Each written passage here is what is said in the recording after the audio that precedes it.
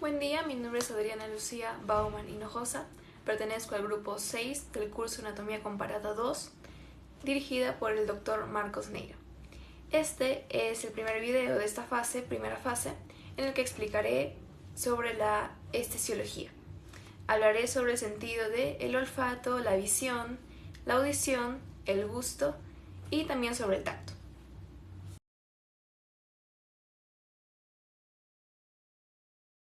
Y para iniciar con el sentido del olfato, tenemos al órgano del olfato, que vendría a ser la nariz, y donde encontramos las aperturas nasales, en este caso del hocico del porcino. Estas aperturas nasales son en forma redonda y en los demás animales, perros, gatos, equinos y bovinos, es en forma de coma invertida.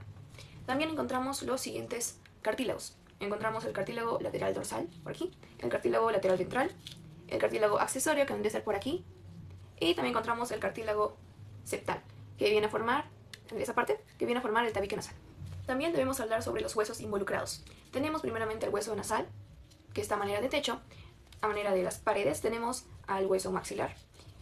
Formando el piso tenemos al hueso palatino. Y formando el tabique junto con el cartílago septal tenemos al hueso vogar, que sería aquí en el centro, en la parte medial. Y también para delimitar la parte posterior tenemos el hueso etmoides, en donde se aloja la placa cribosa. Y la placa cribosa es una lámina ósea del hueso etmoides que posee forámenes cribosos por donde traspasan los nervios olfatorios. El nervio olfatorio es el primer par craneal y está más desarrollado en el canino que en las demás especies, por lo que posee un bulbo olfatorio bastante grande, pero eso lo veremos en el siguiente video sobre el sistema nervioso central. Otras estructuras involucradas con el sentido del olfato tenemos a los senos nasales. Son cavidades aéreas revestidas por mucosa respiratoria. Están presentes en los huesos craneales y sus principales funciones incluyen aligerar el peso del cráneo, contribuir a la resonancia vocal y también proteger mediante secreciones. Los senos más comunes son el seno frontal, maxilar, esfenoidal y el palatino. Y en la cavidad nasal encontramos cornetes y meatos. Los cornetes vienen a ser láminas óseas cubiertas por mucosa respiratoria. Tienen como función principal humidificar, filtrar y calentar el aire que ingrese, así como ampliar la superficie de contacto. Tenemos así al cornete dorsal, cornete medio y cornete ventral. Los meatos vienen a ser los pasajes que se forman entre los cornetes. Tenemos así al meato nasal dorsal, meato nasal medio, meato nasal ventral y al meato nasal común. Y ahora, hablando del sentido de la audición, tenemos al órgano vestíbulo coclear. Este órgano vestíbulo coclear se divide en oído externo, oído medio y oído interno. El oído externo es encargado de dirigir y transmitir las ondas sonoras hacia el oído medio y se divide en tres partes. Tenemos al pabellón auricular, que vendría a ser todo esto, al conducto auditivo externo y la membrana timpánica, que viene a ser el límite entre el oído externo y el oído medio. El pabellón auricular posee los siguientes cartílagos. Primeramente tenemos el cartílago auricular, que viene a ser toda esa estructura. Además del cartílago auricular, también tenemos el cartílago anular, que se encuentra entre el cartílago auricular y el meato acústico externo. Y también tenemos al cartílago escutiforme, que cerca de las partes del pabellón auricular tenemos a la punta donde ser el ápice, tenemos al borde lateral del hélix, al borde medial del hélix, tenemos al antitrago, al trago, al antihélix, que se encuentra por aquí adentro, tenemos también al escafa y el dorso auricular. Bien, sabemos que, además del pabellón auricular, los otros elementos del oído externo son el conducto auditivo externo y la membrana timpánica. Asimismo, entramos al oído medio, que vendría a ser esta estructura. El oído medio está comprendido por la cavidad timpánica. También poseen los huesecillos, que aquí podemos ver en mejor detalle. Este vendría a ser el martillo, el yunque y el estribo. El martillo posee una cabeza y un mango. Y el martillo es el que se une directamente con la membrana timpánica, o también llamado tímpano. Esta composición de huesecillos también posee ligamentos y un músculo, que vendría a ser el músculo tensor del tímpano. Y ahora entramos al oído interno, en donde encontramos el laberinto óseo, que está lleno de perilinfo, y el laberinto membranoso, que contiene endolinfo.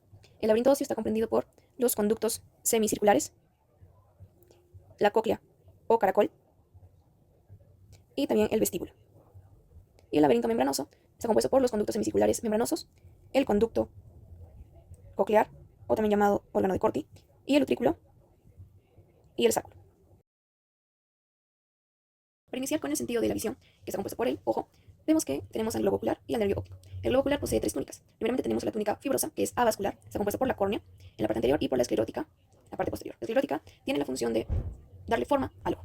También tenemos a la túnica vascular, que viene a ser el iris, que es este músculo liso, que dependiendo si se dilata o si se contrae, va a darle la forma a la pupila. También tenemos al cuerpo ciliar, que se conecta al cristalino mediante la zónula. Y tenemos también a la coroides, que viene a ser esta capa posterior. Y en la túnica nerviosa tenemos únicamente a la retina, que viene a ser la capa nerviosa del ojo. pues está conectada con el nervio óptico. Vamos a las siguientes cámaras. Tenemos la cámara anterior, que se encuentra entre la córnea y el iris, y está compuesta de humor acuoso. También tenemos la cámara posterior, que también está compuesta por humor acuoso y se encuentra entre el iris y el cuerpo ciliar. Y por último tenemos la cámara vítrea, que viene a ser toda esa estructura, que está compuesta de humor vítreo. Los medios refractivos vendría a ser la córnea, el humor acuoso, aquí también el humor acuoso, el cristalino y el cuerpo o humor vítreo. Y acerca de la terminología direccional del globo ocular, tenemos polos, ejes y meridianos. Los polos vienen a ser aquí el polo anterior y el polo posterior. El polo anterior se encuentra la córnea y en el polo posterior se encuentra el nervio óptico. En los ejes tenemos a dos ejes que dividen el globo ocular. Tenemos primeramente al eje óptico, que vendría a ser este, y al eje del ecuador. Y acerca de los meridianos, tenemos que de la división del ojo mediante el eje óptico, se viene a distinguir los meridianos superiores y los meridianos inferiores. Y acerca de los músculos del globo ocular, tenemos primeramente al músculo oblicuo dorsal. También tenemos al músculo recto dorsal, al músculo recto ventral, así como el músculo retractor del globo ocular. Y por último, al músculo orbicular. Una lengua real. Tenemos al dulce, al salado, al ácido, al umami y al amargo. En la lengua encontramos músculos tanto intrínsecos como extrínsecos. Los intrínsecos de la lengua son propios de la musculatura de la lengua y los extrínsecos son los que permiten la movilidad de esta también. Tenemos al músculo estilogloso, al músculo iogloso y al músculo geniogloso. También encontramos al músculo miloioideo. Este suspende la lengua entre los cuerpos mandibulares. Y es importante en la iniciación de la deglución. Acerca de las terminaciones nerviosas de la lengua, tenemos al nervio vago, al nervio glosofaringio, a la rama lingual del nervio mandibular y a la rama de la cuerda del tímpano del nervio facial. Es así que en este momento tenemos distintas capas de piel. Tenemos la epidermis, tenemos a la dermis y tenemos a la hipodermis. El pelo, las glándulas y el músculo erector se encuentran también aquí. Entonces tenemos la médula, que viene a ser el centro, la corteza, rodeándola, y la cutícula, que está más externa.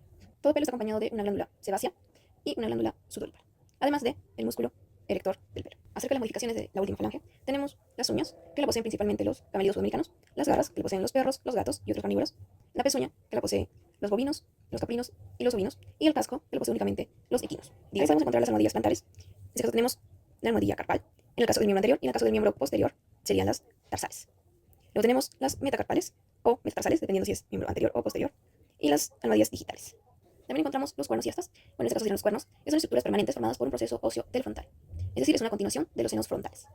Está cubierto por una vaina muy queratinizada. En el caso del bovino, vemos que es una continuación del seno nasal que se encuentra por aquí.